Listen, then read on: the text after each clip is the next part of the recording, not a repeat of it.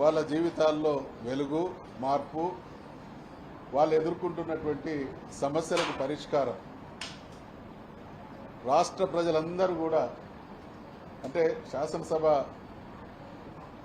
సమావేశాల సందర్భంగా అత్యంత కీలకమైనటువంటి ఘట్టం బడ్జెట్ సమావేశం.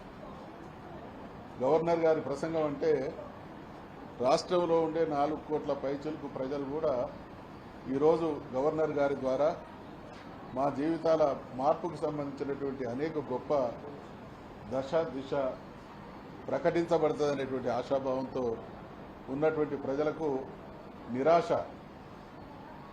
ఎక్కడ కూడా గడిచిన 1 సంవత్సర కాలంగా కాంగ్రెస్ ప్రభుత్వ హయాంలో అనేక రకాలైనటువంటి ఇబ్బందుల మధ్య ప్రజలు వాళ్ళ జీవితాలను గడుపుతూ ఉన్నారు.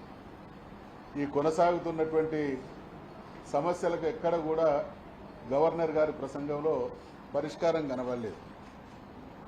ప్రభుత్వం రాసిచ్చినటువంటి దాన్ని యాజ్ ఇట్ ఈస్గా చదవడం ఆనవాయితీ కావచ్చు, కానీ ఇది కాంగ్రెస్ పార్టీ కరపత్రం లాగా ఉన్నది.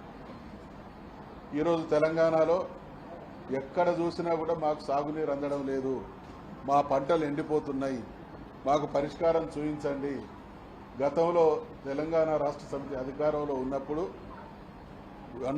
ఎండాకాలంలో కూడా మత్తలు దూకినటువంటి పరిస్థితిని చూసినాం. ఈరోజు మళ్ళీ 10 సంవత్సరాల తర్వాత కళ్ళ ముందు పంటలు ఎండిపోతున్నటువంటి దయనీయ స్థితి కొనసాగుతూ ఉంటే గవర్నర్ గారి ప్రసంగంలో ఎక్కడ ఈ రైతులను ఆదుకుంటాం, పంటల దయనీయ పరిస్థితి ఈ విధంగా ఉంది అనేటువంటి మాట ఒక్క చోట కూడా లేదు. వాళ్ళు చేయనటువంటి పనులు చేసినట్టు, బ్రహ్మాండంగా ప్రజలందరూ కూడా సుఖ సంతోషాలతో ఉన్నట్టు భ్రమింపజేసేటువంటి ప్రయత్నం చేసింది.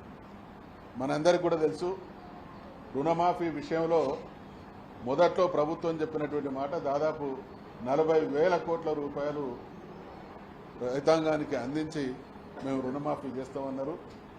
ఈరోజు కూడా ఏ గ్రామానికి వెళ్ళినా రుణమాఫీ జరగనటువంటి రైతులు ప్రజలు మాకు వచ్చి నివేదిస్తూ ఉన్నారు. మరి ఇప్పటి వరకు చేసింది ఎంత, ఇంకా చేయాల్సింది ఎంత అనేటువంటి విషయంలో కూడా స్పష్టత లేదు. సన్నవడ్లు కొన్నామంటున్నారు. సన్నవడ్లు గ్రామాలలో పోతే మేము ప్రభుత్వం మా దగ్గర నుండి వడ్లు సేకరించినా ఇప్పటి వరకు డబ్బులు రాలేదనేటువంటి పరిస్థితి కొనసాగుతోంది. ఆరోగ్యం బాగలేక వైద్య ఆసుపత్రులకు పోతే వాళ్ళ పరిస్థితి దయనీయంగా ఉంది. గురుకులాల్లో పరిస్థితి ఏమాత్రం మెరుగ్గా లేదు. ఈరోజు వారు ఏమంటారు గవర్నర్ గారి ప్రసంగంలో, మహిళల గేమ్ చేంజర్ అట ఈ మహాలక్ష్మి పథకం. అసలు మహాలక్ష్మి పథకంలో అత్యంత కీలకమైనటువంటి పథకం మహిళలకు 2,500 రూపాయలు ఇవ్వడం. దాని ఊసే లేకుండా సంవత్సర కాలంగా వాళ్ళు చెప్పినటువంటి మేనిఫెస్టో 15 మాసాలు ముగుస్తున్నటువంటి సమయంలో వాళ్ళకి ఎలాంటి సహకారం అందించకుండా వాళ్ళ జీవితాల్లో ఏదో గొప్ప మార్పు జరిగినట్టు, అంటే అన్ని మసిబూసి మారేడు గాయ చేసేటువంటి మాటలే గవర్నర్ గారితో చెప్పించింది తప్ప ఈ రాష్ట్ర ప్రయోజనాలు, ఈ రాష్ట్ర ప్రజలు ఎదుర్కొంటున్నటువంటి సమస్యలకు పరిష్కారం చూపించినటువంటి పాపాన పోలేదు. ఇది అర్థమవుతా ఉన్నది.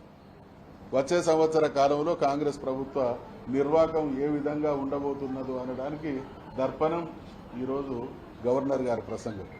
అంటే ఇప్పుడు అర్థం చేసుకోవాలి ప్రజలు కూడా, ఈ ప్రభుత్వం నుండి ఏమి ఆశించినా అది అత్యాశే అవుతుంది.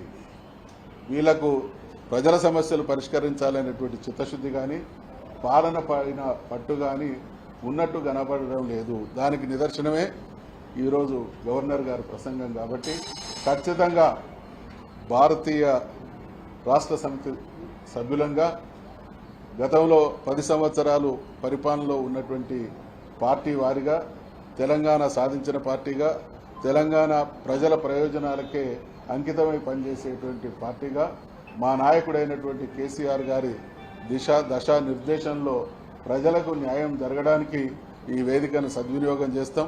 వారు ఏ హామీలు అయితే ఇచ్చిందో, ఏ రకంగా ఇప్పుడు బొంకుడు మాటల ద్వారా తప్పించుకునేటువంటి ప్రయత్నం చేస్తున్నారో వాటన్నిటిని కూడా నిలదీస్తాం.